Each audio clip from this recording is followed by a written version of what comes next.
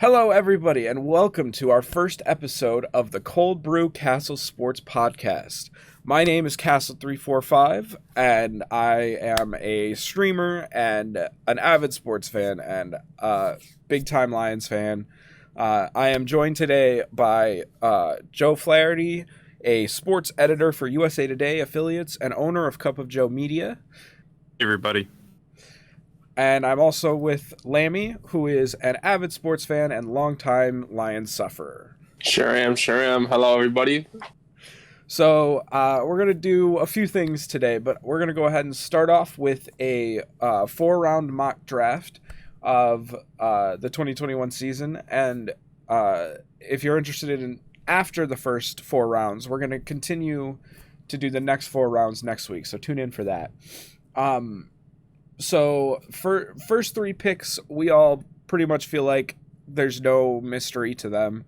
It's CMC is the clear-cut number 1, Dalvin Cook is the clear-cut number 2, and Alvin Kamara, for the most part, is the clear-cut number 3. We'll talk more about that later. So basically, we're going to go through this draft 1 pick at a time with minimal explanation early on, and then we're going to go into more explanation as we go. We're going to go in increments of 1 pick each, so it'll go Joe, and then Lami, and then me. And we'll do that all the way through the first 4 rounds. So without further ado, let's get into it. Well, I think at this point, we are all in consideration here that it's either going to be Derrick Henry or Saquon Barkley. I think there are some people that will say Nick Chubb's going to have a great season this year.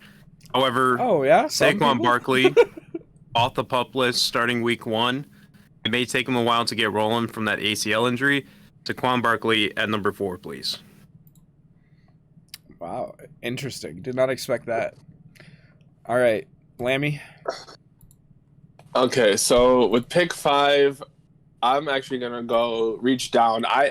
Derrick Henry is honestly he's amazing, but we'll get into later on to why I think he might regress a little bit this season. I'm actually gonna drop down and take Ezekiel Elliott at pick 5. Wow. So for those of you, obviously we're using Sleeper right now. For most of our projections and segments today, we'll be using Sleeper's ranking system based on ADP and all that stuff. So keep an eye out for, understand that it's Sleeper rankings and not necessarily, the other... ESPN or RotoWire or whatever, some of these other... All of the 83 million other ones. Underdog fantasy football. Yeah. Also, keep in mind that this is a 12-team PPR league. Yes. 12-team PPR. So this is really unexpected. I was fully under the impression that I was going to take Nick Chubb at this pick if he was available. My next up was Ezekiel Elliott, but I'm more than happy to take Derrick Henry at pick 6 because I think he's going to have a better season than both Elliott and Barkley. Now, I will say if Barkley is healthy and truly healthy and he bounces back with a passion, I'm going to be wrong about that. But Derrick Henry is just as safe as you can get in fantasy. So he may not have as high of a ceiling as Saquon Barkley or Ezekiel Elliott, but man, his floor is higher than anybody else in the first round. So I'm happy to take him at 6. Well, once you get here, I mean, it's no question for me. You're going to take Nick Chubb here. Mm-hmm. I think Nick Chubb here, 7th pick. He's a 7th overall player in Sleeper rankings. The only question about Nick Chubb is this year, and he finished as a top 10 running back with Kareem Hunt being so good out of the flex spot. Could Kareem Hunt push for running back 2 numbers this year? If he does, then Nick Chubb probably gets overdrafted here at number 7. However, based on what we saw last year, before and after he got injured, I think Nick Chubb is a safe pick here at 7. All right. I think right here is where you first start to consider taking a wide receiver over one of these other running backs.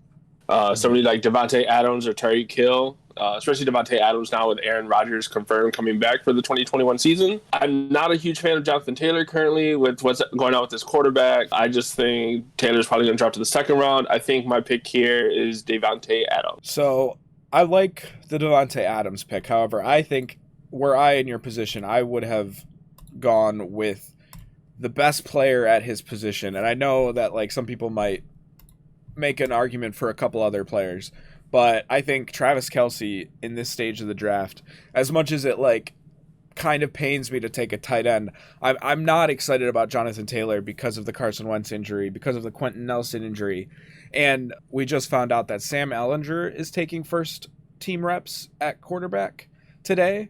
So it might be a rookie at the helm. I know Joe's excited about that potential because he likes Sam Ellinger. I'm not excited about that for Jonathan Taylor. I think his stock is way down. I wouldn't even be surprised if he fell to the last pick or two in the first or even the second round.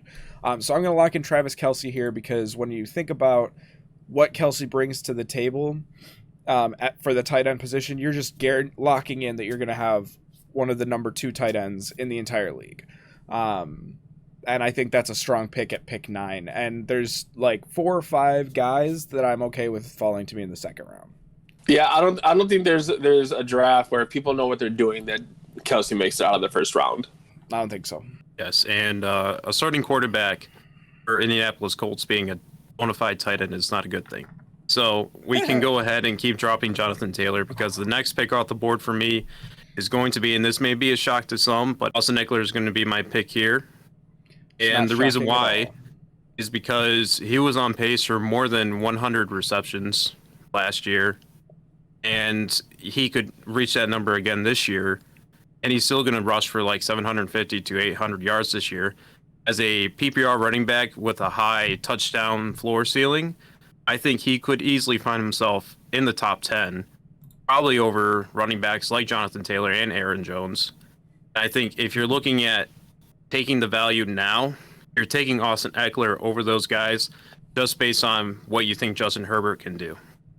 Well, as much as I would like to draft Tyreek Hill here, what Coach Andy Reid has been talking about him having knee problems, we could see a mixture of unhealthy and healthy Tyreek Hill this year. And if he is unhealthy for some games, that means he's going to probably get less receptions and targets on the field because they're going to be saving him as much as possible towards their run at the later end of the season. Unlike that, Austin Eckler is fully healthy. He's back. He had some great games last year. He is the pick. I think this is pretty simple. You still have, I think, a top-end running back on the board. He might not be top 5, top 6, but he's going to get you consistent numbers. He has a great rapport with Aaron Rodgers. I'm just going to go Aaron Jones here. All right. So now with this pick, this is a place where you get back-to-back picks. And I think, so first of all, I think this is where you finally take Jonathan Taylor. As much as there are concerns about him, as far as the type of volume he probably will take, there are some concerns with how much Nyheim Hines might take away from him in the passing game, but when it comes down to it, so at this pick, I think you go Jonathan Taylor, you take the risk on him. You could go several different ways here. You could go wide receiver. You could drop down if you really want to take a running back and take Najee Harris or Joe Mixon, but I'm going to go ahead and lock in what I believe will be the top wide receiver in fantasy. That's important to note. In fantasy, and I'm going to take DK Metcalf here. That's not me saying DK's the second best receiver in the league, but I do think he's going to be the best fantasy wide receiver this year. Or no, I think that's an interesting pick for me, especially considering 2 other wide receivers are the only top guys on their team at their position. If it was me at the 12, I probably would have gone with the wide receiver pick. But here at the 2-2, with Aaron Jones on the board, I think we can all agree that the next wide receiver that should be off the board is Tyreek Hill. And him falling to the 2-2, I consider that a steal in any draft. So with the first pick being Austin Eckler for this team, I think here's a good spot to take one of these other top end wide receivers and show up, your RB1 and your wide receiver 1. From the 2 here that you're really picking from, it's either Stephon Diggs or DeAndre Hopkins. I think Hopkins is arguably the best wide receiver in the NFL. And so I would take him over Stephon Diggs, although it's going to be a close year for the 2, I believe. Yeah, one thing I will say in favor of Stephon Diggs is he is unquestionably the best wide receiver on that team. And while Hopkins is also the best wide receiver on his team, there's also some studs alongside him. Whereas Stephon Diggs' next best wide receiver is Cole Beasley. And don't get me wrong, Cole Beasley is a fantastic slot receiver, but there's not really a true number 2 in Buffalo.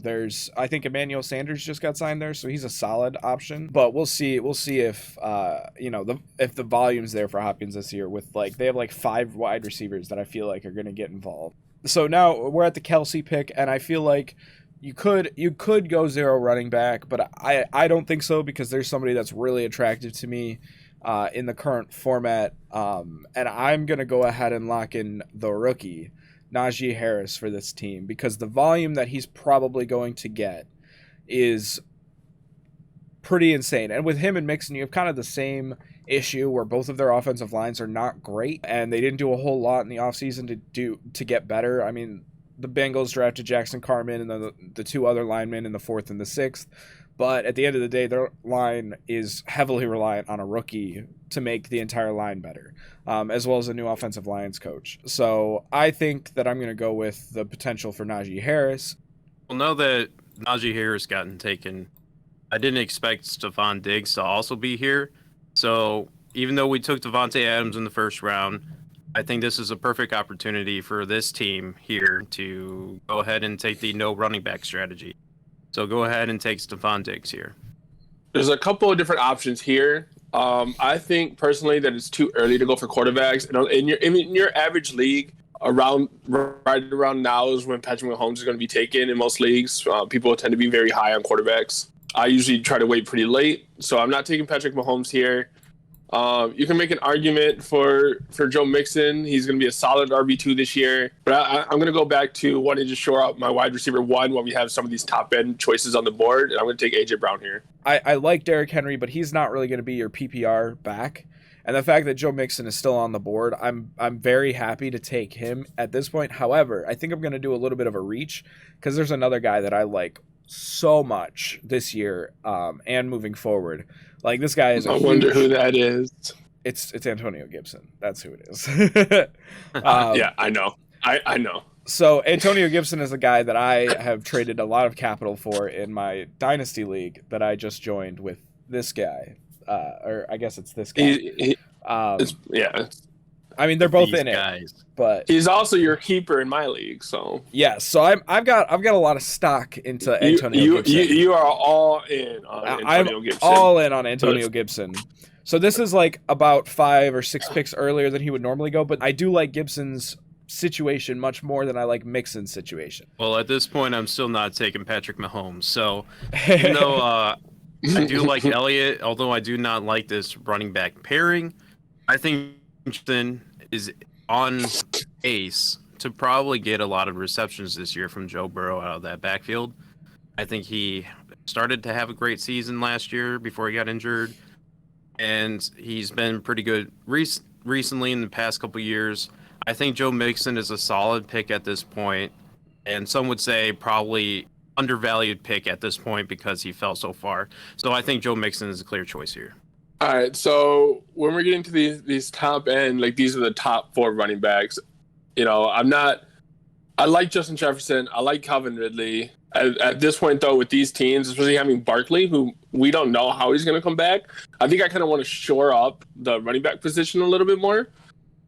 So my choices here, realistically, are J.K. Dobbins or CEH. I think CEH is the choice here. I think he is going to be a lot better late second round, especially in this 12-teamer versus like the first round, like first 7 picks or something he went last year. I think he was picked 7 in our league specifically. So yeah, I'm going to lock in CEH here. I think he's going to have a much better year than last year. All right, so at this point, this team has Kamara, so they've got their PPR workhorse. I think there's a couple of different routes you can go. I'm not particularly interested in taking Patrick Mahomes. You look at Patrick Mahomes, and obviously he's great, but I'm pretty sure he was the number 4. I'm going to double check, but I'm pretty sure he was the number 4 quarterback last year. Yeah, he was number 4. So, like, to take a first-round pick on a quarterback that may not be number 1. Like, it's nice that he's top 5, but there's top 5 guys going much later. So I'm going to avoid that personally. So I'm going to go ahead and lock in DeAndre Swift. I love the pairing of Alvin Kamara and DeAndre Swift because both of them can just be the entire offense for their team based on the situations we have coming up. With Kamara potentially getting all of the offensive touches and DeAndre Swift being the main source outside of TJ Hawkinson of offensive prowess for the Lions. I think that's a great pairing, and if you get the opportunity to go Kamara Swift, I think it's a great idea. All right, so here we already have Dalvin Cook. At this point, I'm going to continue with what I've been doing for most of these picks, and I think Justin Jefferson knocked it out of the park as a rookie. I think he's only going to improve this year, and so that's what I'm going to go with here is Justin Jefferson. So the arm injury doesn't scare you at all? No. You could go anchor back strategy at this point with what's on the board. I personally would probably go anchor back strategy at this point. Anchor back strategy basically means you're taking one guy early at running back and you're hoping that he sets the pace as a top 10 running back for you. You don't have to worry about getting an RB2 to help boost him up throughout the season. So at this point, I'm probably going to take Calvin Ridley. I think Calvin Ridley, without the Julio Jones factor in Atlanta, sure, there's Kyle Pitts, and Russell Gage may take some of that target share that would be available with Julio Jones leaving out of the way. However, with a receiver like Calvin Ridley, who already finished as the number 7, number 8 PPR wide receiver last year, it's a perfect opportunity to take him here. And then we're going to take Patrick Mahomes at the 3-1. At this point, if you're going anchor back strategy, I think it's fair to take Patrick Mahomes here. He's not going to make it past the 3rd round probably in most leagues. That's just how it's going to be. Even though I personally won't take him here, I think in this format. Okay, so here we have a very solid RB1, a very solid wide receiver 1.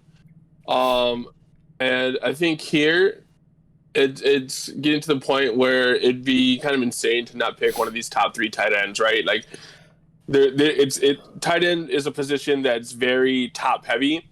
And once you get outside these top 3, there's a huge drop off between 3 and 4, and then from 4 and 5 past that, there's another big drop off. So I think here I'm going to go down. I'm actually going to take Waller over Kittle. I think Waller's going to have a better year. This is the exact situation why I went running back here, is because one of those top 3 tight ends was my hope, and I did not believe that both of these picks would end up taking a tight end, although Joe could have.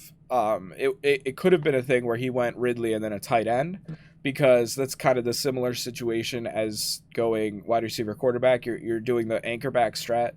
But I didn't think it was likely, especially because Mahomes can be really enticing for a lot of people. I think Kittle's going to be better than Waller, but I totally understand the Waller pick from Lami. Nobody's arguing that Kittle isn't a stud, but at the end of the year, you're going to be eating your words when Waller has more points than him. Put it on the board. At this point, now that the top 2 tight ends are off the board, I think you're either sending it for a late round flyer at tight end, or you're hoping one of the top 10 tight ends falls to you in the round 7 or 8 range. So at this point, if you're picking here, you already got, I believe that Saquon Barkley and Clyde Edwards-Helaire on this pick. I believe that those 2 running backs will be good enough for you to win fantasy with that team right now. So if you're looking at wide receivers at this point, you're looking at Terry McLaurin and Keenan Allen. At this point, I believe Terry McLaurin is probably going to have more volume as a receiver. However, Keenan Allen's going to have a decent amount of volume, and he's a deep threat wide receiver. He's very good with possession rates. I think that he also has a better quarterback. Keenan Allen is the pick here. All right, so this is another point. We have 2, like the previous team, we have 2 good running backs already. You know, Ezekiel Elliott is a great RB1, followed by Joe Mixon, good pass catching back. Not that Elliott isn't, but I'm actually going to disagree with Joe here on his previous pick. I actually am taking McLaurin here, and I'm happy to take McLaurin over Allen if that was the choice.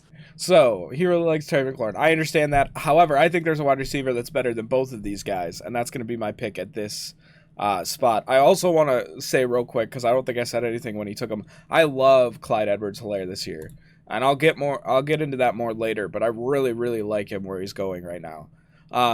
So I'm going to take Allen Robinson here, and I think that Allen Robinson is going to end up not necessarily like guaranteed, but I think Allen Robinson is going to have the best quarterback play he's ever had, whether it's Andy Dalton or Justin Fields.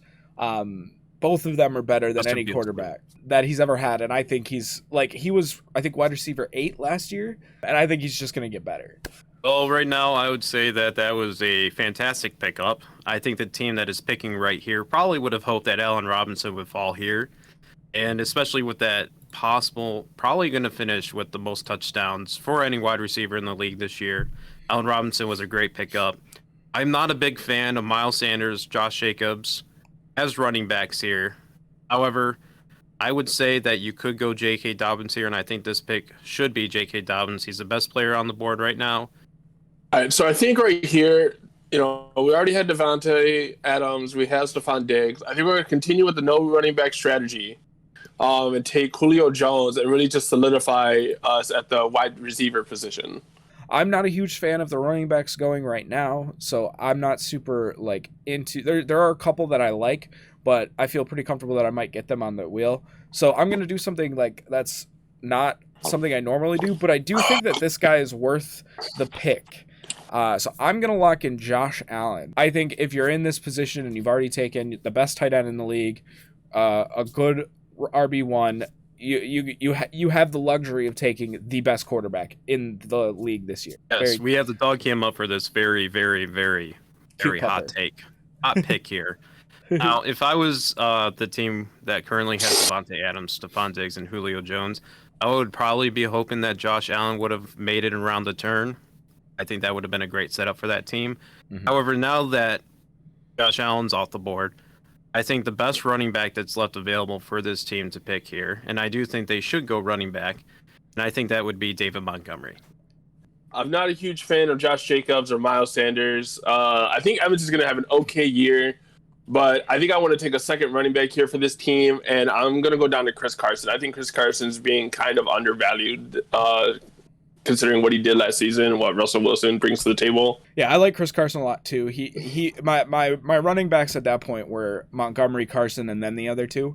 Yeah. But I think with this team, the fact that you're going Jonathan Taylor, you're already risking it a bit at the running back position, so you might as well go full risk. In the hope to A, solidify your picks, but also B, capitalize on the value that's in front of you. Like Josh Jacobs and Miles Sanders are still starting running backs in the NFL today. And that's worth taking picks in the third and fourth round over. So I'm going to lock in both Josh Jacobs and Miles Sanders as these two picks for this team. All right, so now we have our top two running backs. We have our wide receiver one. You could go Kyler Murray here. I'm always going to wait on quarterbacks no matter, unless Kyler Murray drops to the sixth. I'm never picking up Kyler Murray or a Patrick Mahomes. I'm much more comfortable waiting to the seventh and getting a Russell Wilson, or in the eighth or ninth you can get Aaron Rodgers this year. There are plenty of quarterbacks where you can afford to wait on a quarterback. That being said, I'm not a huge fan of Mike Evans here. I think I'm actually going to take Kyle Pitts. I think of all the rookies, aside from maybe Jamar Chase, I think he has the highest potential for fantasy impact in his rookie year this year. I think he has the most potential to be this year's Justin Jefferson. Although because of Justin Jefferson last year, he's going to get a much higher pick than he probably would have normally. Yeah. Yeah, and I'm assuming you mean rookie pass catchers. Yes. At this point, I'm going to say that you could probably take Mike Evans here with this pick. You have Austin Eckler, you have DeAndre Hopkins, you have David Montgomery. It's time to get your second wide receiver. And I think for this team, you're not really worried about wide receiver right at this exact moment because, yes, you don't have a number one, but wide receiver is one of the more replaceable positions in fantasy. So I think you just lock down your running back 1 and 2, and I think you take Travis Etienne. I think he's going to be that running back 1 within the first 7 weeks of the season, so it might be a bit of an investment pick. This is a point where you might be able to get away with taking one of the top end quarterbacks, and then next round getting one of your running backs. But I don't really like where the running backs that are in the next section. I think I'm going to take a reach here with the injury to Cam Akers. I think Darrell Henderson has a chance of being a solid high-end RB2. And with the no running back strat, you're not really going to get a solid RB1. And so with the injury and the volume that I think Henderson's going to get, I think he's a solid pick here in this no running back strat. A.J. Brown is a good wide receiver, mid wide receiver 1. However, his floor could be a high-end wide receiver 2. So you kind of have to shoot for high floor. And Chris Godwin, before this past year, He finished as the number 2 wide receiver in PPR fantasy. He had a great year. If he would have played all the games, he was projected to finish as a top 10 wide receiver again this year. Chris Godwin is going to have a great year, and he might actually finish better than Mike Evans. We've got a PPR back. We've got the high touchdown back. We've got the PPR receiver. But I think we just kind of lean into that even more, and we take Cooper Kupp here. I know that Joe rates Robert Woods over Cooper Kupp, but I think from a PPR standard, Cooper Kupp has potential to just go off this year. You know, he's got Matthew Stafford throwing him to him now, and obviously we're all Lions fans, so we really like Matt Stafford. But like the improvement in quarterback in that team is insane. I think this is another chance to get one of these the last of the top end tight ends here. So I think I'm actually going to take Mark Andrews here, because after Mark Andrews, it starts to slightly fall off. Other than Hawkinson, you just start to like really run out of options that produce consistently. Yeah, and pending. So we'll talk about this more in our episode on Thursday, in the regular football episode. But the number one, the first round pick, Rashad Bateman, just went down with a non-contact leg injury today in practice. He was up against Marcus Peters. He went on a slant. He fell immediately. So that could be very bad. Non-contact injuries are so scary.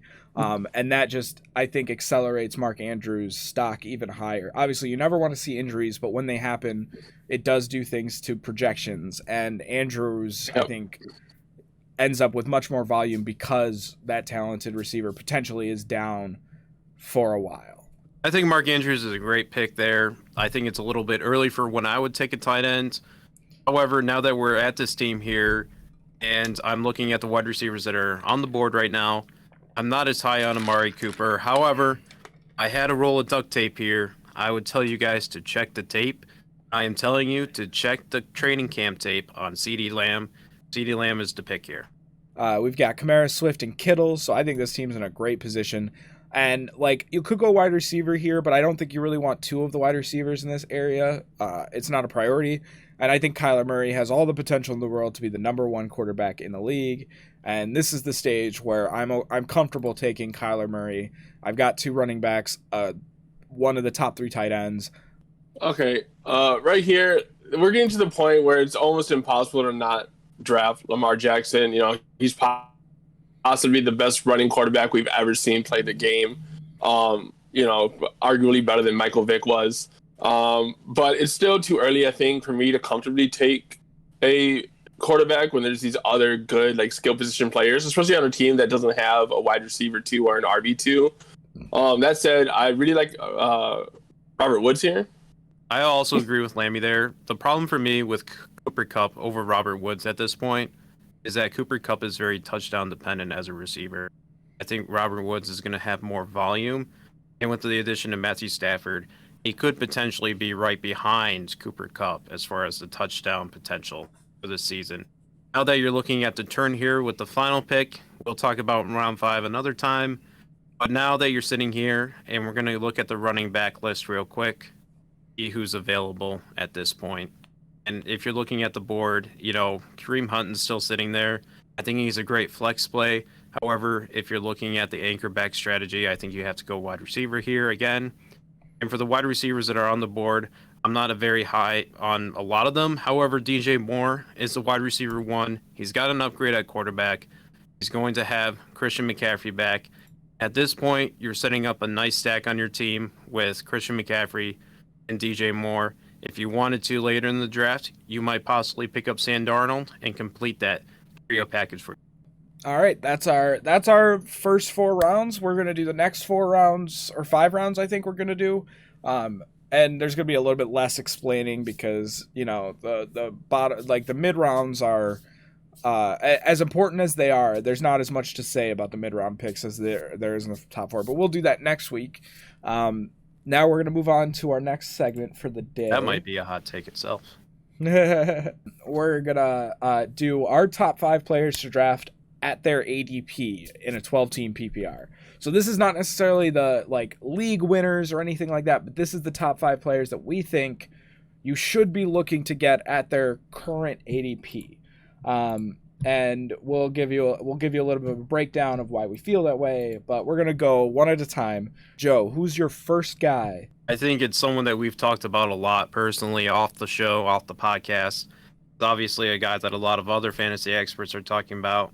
However, even with all the retread information, for the first-time viewers and listeners, my first running back that I'm drafting every single time at his ADP is David Montgomery. And now I got some very great stats that will help explain why I think David Montgomery is a perfect player to draft at his ADP. First of all, he's being drafted as the running back 20 in sleeper rankings at around an ADP of 39.7, which puts him around the mid-third, early fourth round. And to me, that is so early compared to the running backs that are currently ahead of him in those rankings. Chris Carson, Miles Sanders, and Josh Jacobs are all in front of David Montgomery. And all three of them combined for 3 100-yard rushing games last year. Miles Sanders had 1 game. Josh Jacobs had 2. David Montgomery, in the span of 6 games at the end of the season, finished with almost 4 100-yard rushing games. Now, if you're talking about the entire season, he didn't do that throughout the 16 games that they played last year. It was only that 6-week stretch, and I think that's why he's falling a little bit in the ADP this year. However, in that 6-week stretch, he did finish with more than 20 points in every single game in the fantasy season at the end of the year. And he probably won you your playoff games if you had him on your team. The first one that I want to talk about, these aren't in any particular order. I want to say, these aren't necessarily like, oh, this is the first guy you want to make sure you get. Like, these are just overall players that we think are going to be valuable at their ADP. I want to talk about Mike Davis. Mike Davis finished last year, I think it was RB like 12 in PPR, with McCaffrey not there. And he didn't play the full season because there were a couple of games that McCaffrey was there, but like played injured or actually had the injury in week 2. And he still finished as the top 12. And right now he's going as running back 27. Like that, he's being drafted super late for a guy who's proven that he can run well and finish as a top 15 back. And he is also one of the few people. I don't know if does Atlanta even have another running back in contention now. I think he's the clear number 1 on that team. First is Clyde Edwards-Helaire, and this is the highest person that I'm going to talk about as far as ADP goes, but he's being drafted at around the 26th pick. And the reason why I think this guy is a very strong pick for where he's going is his floor is very high. You look at last year, he did not score less than 12.77 points all year. Now, aside from that, the offensive line has made drastic improvements this year. So while that is the most pass-heavy team, and he doesn't have the goal line abilities as other backs do, I think we're going to see a huge step forward from CEH. I think he's going to outperform that ADP. And I think it would not be unrealistic to say that he's going to be a top 10 running back this year. So getting him there, I think, is very, very good. The next guy I'm looking at is Trey Sermon, rookie out of Ohio State. Originally played at Oklahoma University before transferring. He didn't have that great of an opening season during his last year at Ohio State, but when it came time for the playoffs, him and Justin Fields were balling out. Every game in the playoffs, they were amazing. And I think that's why you saw San Francisco 49ers take him, even though they have Raheem Mostert. Now, when you're looking at Trey Sermon, he's 6'1", 215 pounds.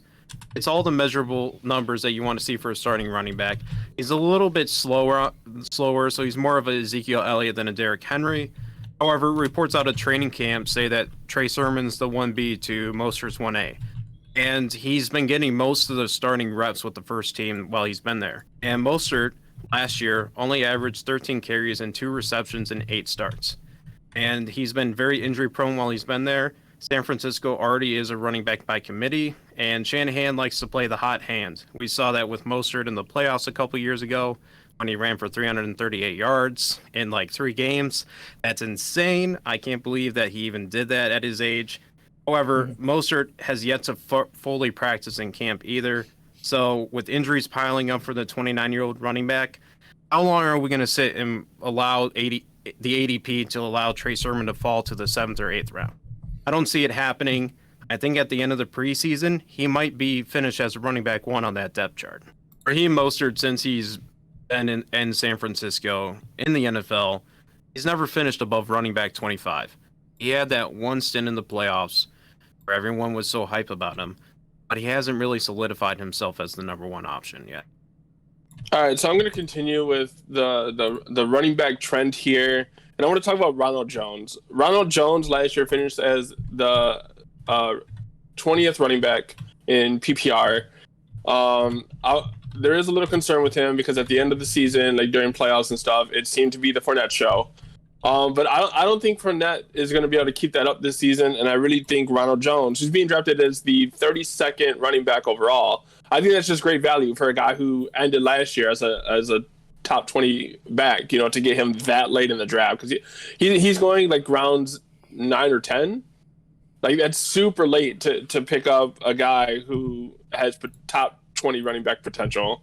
So my guy is another running back. Shocker when 3 football guys are talking about, or fantasy football guys are talking about value in ADP, we target running backs. I know that's going to surprise a million people. But my guy is Myles Gaskin. I think that he is being criminally underrated right now. He's currently being drafted around around ADP 55.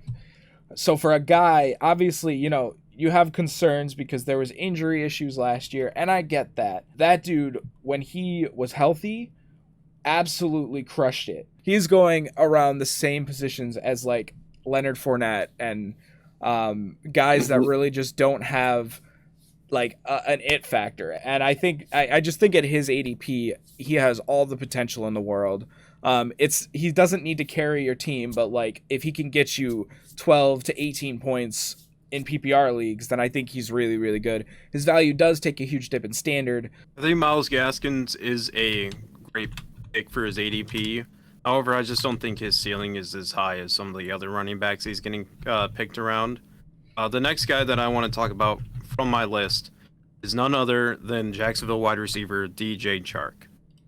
And he's being picked right now as the wide receiver 31 overall with an ADP around 70. And that's around the same range as T. Higgins and Chase Claypool. And I don't hear DJ Chark being hyped up enough like those other guys are this year. And I think he could easily finish better than both of those wide receivers as a bona fide wide receiver 1 with the Jacksonville Jaguars. Yes, he's been in the league for a couple years. He's 24, but he has elite measurables. He's 6'4", with a good size, good weight, and terrific elite speed. He performed well and stretches a decent QB play while in Jacksonville. However, DJ Chark has never really had a bona fide quarterback as a starter. I mean, he's played with Gardner Minshew and Blake Bortles. I think we can both agree that both of those quarterbacks are not as good as Trevor Lawrence, even as a rookie coming into Jacksonville. Yeah. And I think Trevor Lawrence could put up elite QB production in year 1. And last year, DJ Chark had 13 games, 53 receptions, 706 yards, 5 tuts. But if he was playing all 16 games last year, he was on pace for around 70-plus receptions, 1,000 yards, probably around 9 touchdowns. I'm gonna request that we go out of order because I want to talk about a Jags player, real quick. Is that cool, Lami? Yeah, that's fine. So I actually want to talk about a different wide receiver on the team, and that receiver is Marvin Jones, whose current ADP is 161. This dude just got done with a year where he was a top 20 wide receiver. He was 18th ranked of all the wide receivers, and he's not even being drafted in some leagues. 10-team leagues, he's not even on the radar. So the fact that you can just get him in the late round, like literally the final round as like a flyer, is insane to me. And Marvin Jones is not a top receiver in this league. But the dude, as far as like playing the game of football is concerned, he is a football player, as Dan Campbell loves to call people. Marvin Jones is a football player. It doesn't matter where he's at. That dude's going to make plays. So you put him alongside DJ Chark in that Jaguars offense, I think that his ceiling is a top 15, top 20 wide receiver. and he's being drafted as a bottom 20 wide receiver in fantasy, and it boggles my mind. I also want to jump to another guy that's in most leagues not even being looked at, not even being drafted. And that's Randall Cobb. So Randall Cobb doesn't really have a history of being like, oh, this high-end receiver, but he has posted significant. I mean, he was playing with Aaron Rodgers, mind you, which he is again now. He has posted decent numbers, like solid wide receiver, low-end wide receiver 2 numbers. And that was when he had Aaron Rodgers had both Jordy Nelson and Davante Adams on the team. You know, and now Jordy Nelson's gone. There's not really a lot of other tools there for Aaron to use. Like, he has Aaron Rodgers to run the ball. Or Aaron Jones. Aaron Jones. There's too many Aarons. There's too many Aarons. I didn't have a third Aaron on the team, too, technically. Maybe AJ stands for Aaron James. Robert Tonyan has been getting a little more into the action, especially last year. But I think that was less to do with his skill as a player and more to do with just the lack of viable targets for Rodgers to hit. Because they're not really a team that's known for, you know, tight-end production, especially in fantasy. And so I think with Randall Cobb coming in, he's going to get a lot of those like secondary looks when Davante Adams is double covered or there's not anybody else to go to. The next player that I want to briefly talk about is Trey Lance. And I think a lot of you will probably, you know, as we do continue the show, are going to find out that I'm a Trey Lance supporter. I'm a super fan of the kid. You know, coming out of North Dakota State, just 1 year of full college production at the Division I FCS level. However, he was amazing. He was a highlight reel. You know, every game that he played, he had like 300 passing yards, 4 touchdowns, and 200 rushing yards. Now, he was performing that at a lower level of college football, but, you know, those things don't really, you know, translate to him being bad in the NFL. He still has the intangibles of being an elite level quarterback. And the fact that he's going at 133.4 overall in the ADP means that you're getting him as a late round flyer quarterback. And I know that he's a rookie and that Gucci Garop is still in San Francisco.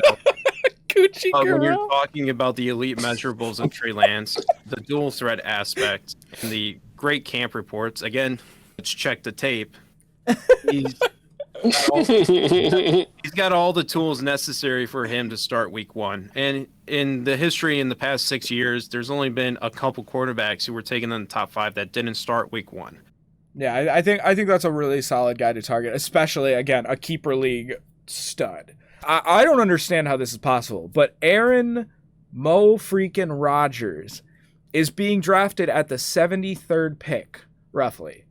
This dude was the number 2 quarterback in the league last year. I understand that you might see some touchdown regression with him, but the dude's 39. No, the dude hasn't lost it. Like, just go look at that 60-yard dime he dropped into the little bucket, and you'll, like, it's just insane to me that he is going 73rd when he is literally the reigning MVP and the second best quarterback in fantasy last year. You could say there's going to be some touchdown regression, but I'm not necessarily sure that that's true because I love Aaron Jones, but he had Jamal Williams last year, and Jamal Williams is a very, very good number 2. I like A.J. Dillon a lot, but he doesn't offer as much in the passing game as Jamal Williams did, so the potential for the running game to not be quite as strong without that second piece is there. And I just think Aaron Rodgers in the like 7th or 8th round or 6th round, if you want to reach a little bit, is absolute massive value. Like, he's not going to be great for keepers because, you know, he may retire or whatever. We don't know what's going to happen after this year. But for this year, in the 7th round, 6th round, take Aaron Rodgers. I think Aaron Rodgers is a solid quarterback play, especially at the ADP he's drafting. The only problem for me with Aaron Rodgers is, will there be a regression from how good he was last year? I don't think it's going to happen. However, it could possibly happen, but I think you're totally correct that Aaron Rodgers is being way undervalued. And I think there's plenty of quarterbacks that are getting taken before him that it just baffles my mind that he's not that guy getting taken off the board early. Yeah, I agree. All right, Lami. Fourth player. So sticking with the quarterback trend that's been going on, a quarterback that I want to look at that people are really undervaluing is Tannehill. Yes. You know, Oh, Tannehill, he finished as what was it? Was it number 12? Number 8. Or was it the I'm top pretty 10? sure. I'm pretty sure he's been Okay, number 8 yeah. the last 2 years. Yeah, so he finished there. I mean, he's a guy that has a bunch of tools now. Like they just picked up Julio Jones, in the offseason. Did you just call him Julio Jones? Oh my God, chill out. Anyway, that's staying in there. okay, that's fine. Anyway, and he's being drafted as the 14th QB right now. Like that's so low. That's you're getting him in like the 10th or 11th round, like right around the same time as like Matthew Stafford, who albeit I think is also being undervalued, but he's an unknown going into this new system. Where Tannehill has proven that he can still throw the ball and get fantasy production. Mm-hmm. And I just think he's being criminally undervalued at QB 14. Yeah, I think I'm so glad you brought him up because I didn't want to include 2 quarterbacks on my list. And I also think it's really fitting that we all talked about a quarterback this round. Like we've all talked about running back, wide receiver, quarterback, and I think that's great. But I'm so glad you mentioned Tannehill because the amount of disrespect that man has garnered in fantasy, despite absolutely lighting it up the last 2 years, is criminal.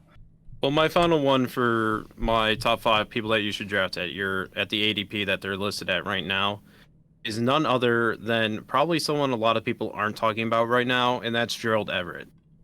Now, I know Gerald Everett didn't do so well while he was playing for the LA Rams. However, I contribute a lot of that to being that Tyler Higbee was still there. And for an offense that runs 2 tight ends, you're not going to see that high of production for your tight end 2 on your team. It's not a thing that happens in fantasy football. It's not a thing that happens in real football. Now, given the fact that he still had a great year last year, he finished with 41 receptions on 62 targets, by the way. He was very efficient when catching the ball last year. And if he gets a higher workload, you can expect that efficiency to still stay around that number, that range. And he finished with 417 yards last year. Now, with DK and Tyler Lockett both being the number 1 and number 2 options for Russ, if Pete Carroll lets Russ cook this year and be the chef we know he can be, all right, Michelin star, Russell Wilson. If he plays at that level, I think you can expect Gerald Everett to thrive and be probably a high upside, low tight end 1. He's low risk. You're taking him as a late round flyer. This is a guy that you're thinking about. If he doesn't do well, I'm just going to stream tight end this year. If you're going to skip on getting any of the top guys in your fantasy draft, you can spend a late round flyer on Gerald Everett, and you could end up with a low tight end fantasy tight end 1 on your team. That's terrific value. He's only 27 years old. He's playing with his former passing game coordinator from the Rams, who is now the offensive coordinator for the Seahawks. I think it's a match made in heaven. My last player to draft at their ADP, and I think this, I'm almost beside myself with how low he's being drafted alongside Marvin Jones as well. But Robbie Anderson, just got done with a year where he was the 19th ranked wide receiver in PPR. So he had a top 20 campaign with, I think we can all agree, subpar quarterback play. We're in a world now where Robbie Anderson has all the tools as long as he stays healthy, but he was pretty healthy last year. I don't think he missed a single game from injury. And the dude didn't score less than 11.42 points, which is week 1. And then he scored 11.55 in week 2, and then he didn't score less than 12 for the rest of the year. So when you're talking about a high floor, consistent wide receiver with some good upside, Robbie Anderson has all of that, and he's being drafted at the 84th pick right now, which I think is ridiculous. You can get a guy in the 8th round that has a floor of 12 points. Sign me up all day long. Other wide receiver, it's actually Devontae Parker. Last year when he had, it was between Fitzmagic and Tua. And, the quarterback play was a little inconsistent. Tua was still coming to his own, learning a new system. But they still ended up, their record was, they made the playoffs. And, Parker was doing really well. And Parker in a lot of leagues isn't being drafted or he's wide receiver 55. And being able to take somebody like him, who's got maybe not the highest floor, but really huge upside if Tua starts to come into his own and show us, why he was taken, so early in the draft. Like people forget that, like, yeah, people talk about like tanking for Joe Burrow or whatever, but there was tanking for Tua before that, right? So there's still a high chance of Tua really coming to his own and just performing better overall. And I think that only helps Devontae Parker. And being able to get Devontae Parker like last pick of the draft, or like round 14 or something before you pick your defense and kicker, it's super high value. So now we're going to get to the last segment of the day. If you're still here, we appreciate you for watching, and we're excited about it. But we're going to give you our 3 hottest takes of the 2021 fantasy season, preseason, whatever. But very spicy takes here. Very spicy takes. I thought I had spicy takes, and then I saw the other ones. And I'm like, oh, crap. So we're going to start with Joe, like we've been doing all show long.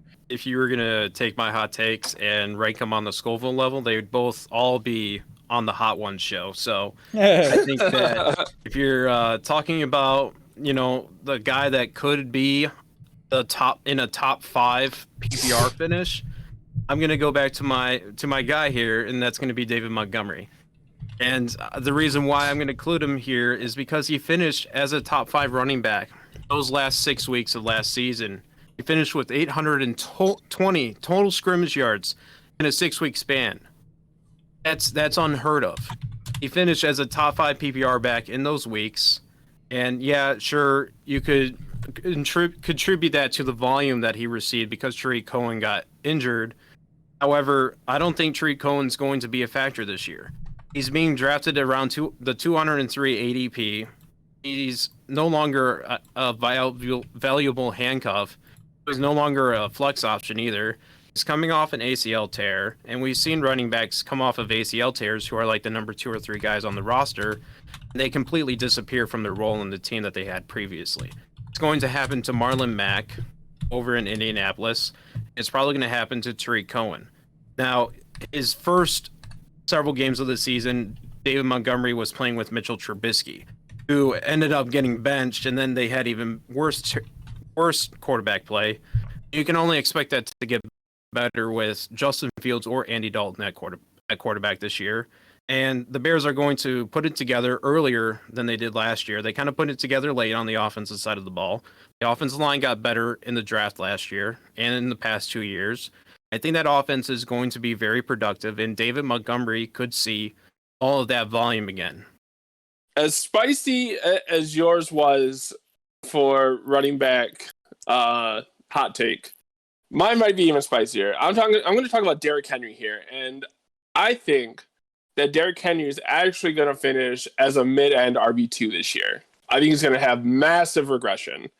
If you look at there's been 7 people before him. He's the 8th person to join the 2,000 yards rushing in one season. These are people with names like it's Barry Sanders, Adrian Peterson, OJ, Chris Johnson. Like if you look at every single one of these people, the year after they had their 2,000 yard series, they averaged their worst yards per carry in their career. 5 out of 7 of them missed games due to injury. There was massive regression in terms of yards. Barry Sanders dropped 38%. Eric Dickerson was 71%. OJ was 78%. And most of them dropped from most of them here were number 1 their year, and they dropped to like the 11th, 12th. Some went to the 19th. Jamal Lewis went to the 58th spot. So I think with the amount of workload that he got last year and the amount of toll on his body, also considering he's getting older now. I think he's 28. So with the amount of workload that they put on his body, and they're expecting to do roughly the same this year, I think there's a high chance that not only does he get just less touchdown, but just less yards in general. Now, I mean, and don't get me wrong, you can say that, he's a different player, but I guarantee you go back to the years after the 2,000 yard season for Barry Sanders or OJ, and you're thinking the same thing. No, this guy's special. This guy's different, and yet they've all regressed immensely in their year. I think Robbie Anderson finishes as a top 10 wide receiver this year. I think the new offense, I think McCaffrey is actually a benefit to him because the teams have to focus a lot on McCaffrey. So this speedster is going to be able to slip out and get a lot more like long touchdowns because they're worried about the short pass to McCaffrey that he turns into a 70-yard gain. So I think that's my first hot take, and that's Robbie Anderson finishes as a top 10 wide receiver, which I initially had top 15, but that wasn't hot enough. That wasn't spicy enough for me. That's almost not spicy at all. That's like the mild sauce at Taco Bell. Going off of that, I'll go ahead and go with my wide receiver choice for a hot take. Very similar position as Robbie Anderson here in his Castle's choice for using Robbie Anderson as a top 10 fantasy PPR wide receiver this year. I'd like to talk about real quick what makes a top 10 wide receiver. If we look at last year, the number 10 wide receiver in PPR last year was Adam Thielen. Adam Thielen finished number 10 with 70 plus receptions, 900 plus yards, and 14 touchdowns. Now, obviously, he's very touchdown heavy, which is why he's falling in ADP this year, because people think a lot of that's going to go to Justin Jefferson this year. Yep. He's going to finish with like 7 or 8 touchdowns and maybe 700 yards. But as far as that's like the threshold that we're talking about of what is the scope of how do you get to be a top 10 wide receiver. Yeah. And we already talked about how DJ Chark was on pace for 70 plus 1,000 yards and 9 touchdowns last year. And you expect that volume to increase exponentially with receptions. So if he finishes with a similar amount of numbers as he did last year, plus breaking the threshold of either 80 plus to 100 plus receptions, 1,000 plus yards, and 9 plus touchdowns, DJ Chark is going to finish as a top 10 PPR wide receiver this year. And he's being drafted as the 31st overall wide receiver. That is tremendous value, and I think it's the hottest take in the world right now to consider him a top 10 PPR wide receiver. My next hot take is going to be Terry McLaurin. I think he's going to be a top 5 PPR back or PPR wide receiver. If you look at, all the there's kind of an interesting stat for you to listen to. So he has caught, he managed, I think he was averaging like 13 or 14 fantasy points a game, and he's caught a pass from 6 QBs in his 2 seasons. And now that he is getting, I think his volume is only going to increase, and they now have a much better quarterback in Fitzmagic. And I think that his ceiling just goes through the roof, having a consistent quarterback who can throw the deep ball and still. So my second hot take. Which one do I want to do first? Let's do the less spicy one first. So this is a really hot take though. But I'm gonna say that the rookie from the Jets, Michael Carter, finishes as a top 15 running back this season. I don't know exactly what his ADP was or is right now, but I know it's way lower than that. I think he's like around 9 or 8 guy right now. But I think he is going to get enough volume in that offense to finish as a top 15 running back for the 2021 NFL season. All reports from camp are that he's lighting it up.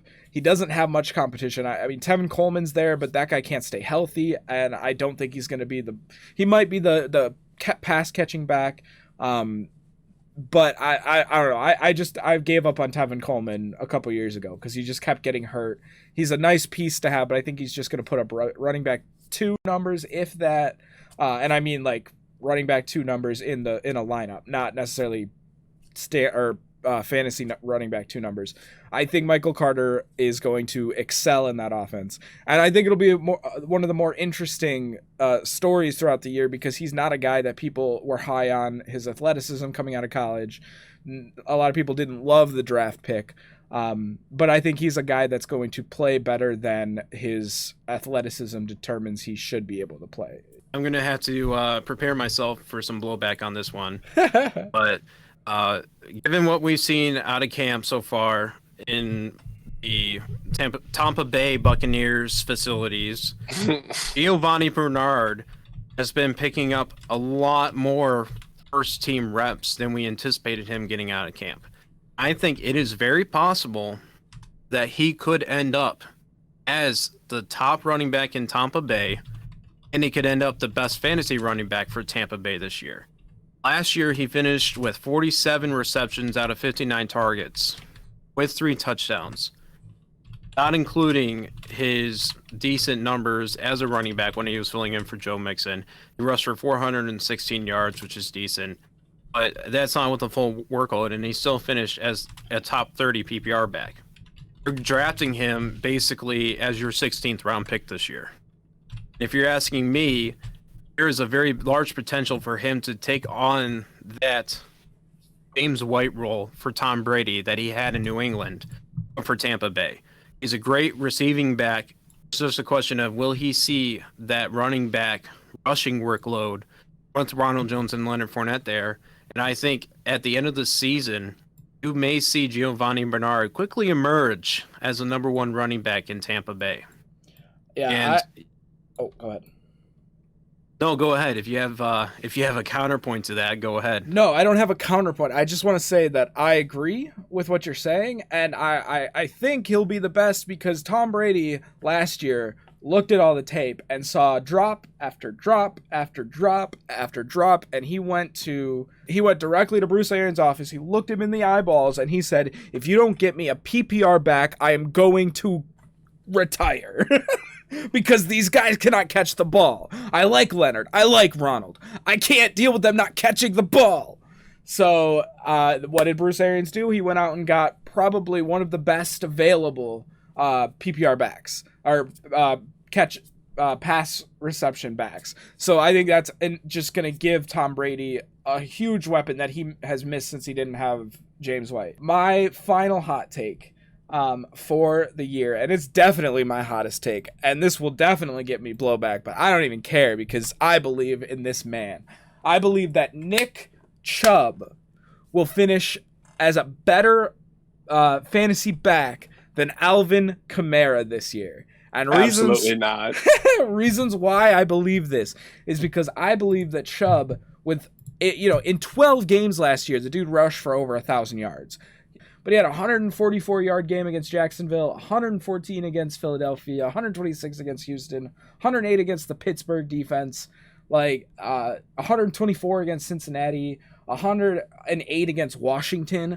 This dude stayed putting up ridiculous numbers even with Kareem Hunt. I have been a big proponent of a second running back does not take away as much from the RB1 as you think, because it gets them more breaks, so when they are on the field, they're fresh and they can make better cuts and get top end speed faster because they get more rest.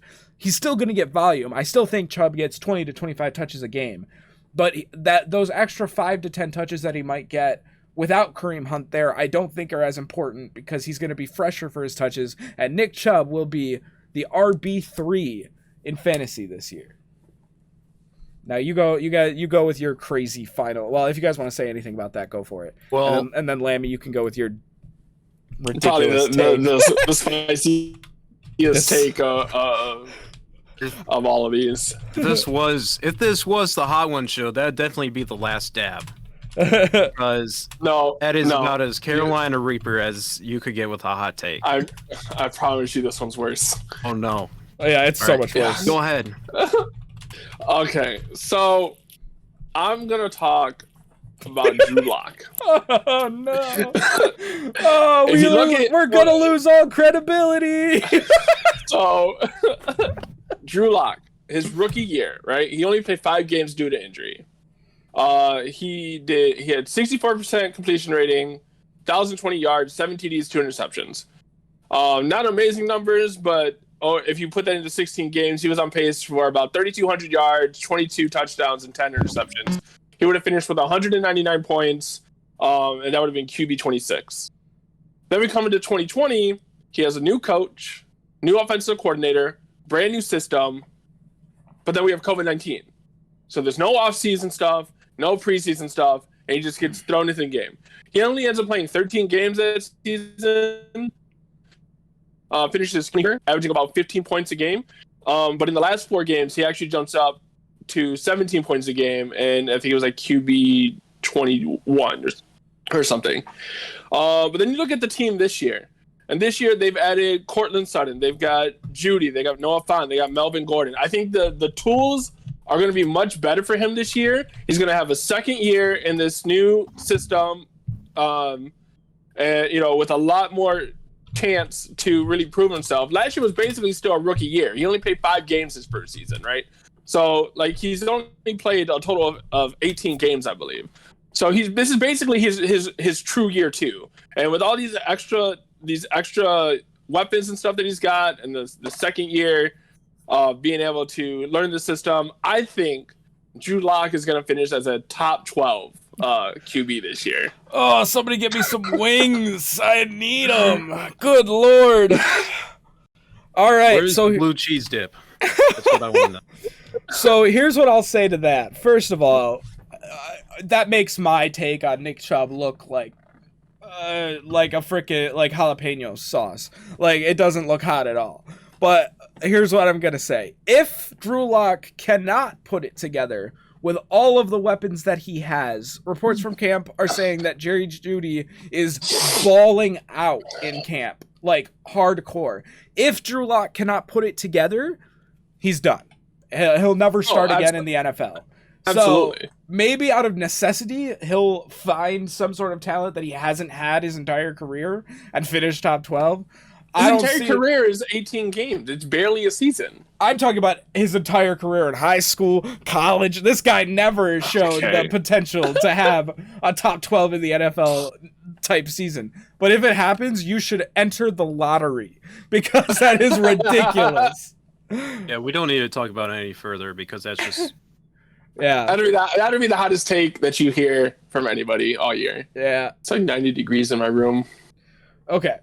That's fun.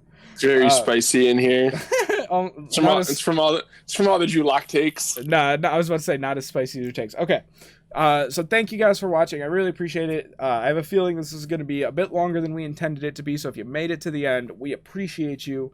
I'd like to thank my guests. Up here we've got, this one is Lami. So up here we've got Lami, avid sports watcher and Lion sufferer, and then we've got a sports editor for USA Today affiliates and the owner of Cup of Joe Media, Joe Flaherty. Flaherty. You butchered it. You butchered it. I butchered his name. I just can't get this out of my mouth. You're not the first one. But I just want to say thank you guys both for joining. We're gonna be back on Thursday with regular football news. We're gonna be back next Tuesday for more fantasy stuff. So if you liked it, keep an eye out for that. We'll be posting at the same time every day, or every 2 day, every other. We're bi-weekly. Every Tuesday and Thursday we'll be posting at the same time. So if you want the most up-to-date fantasy news, come see us. Thanks again, you guys, for being here. Yep.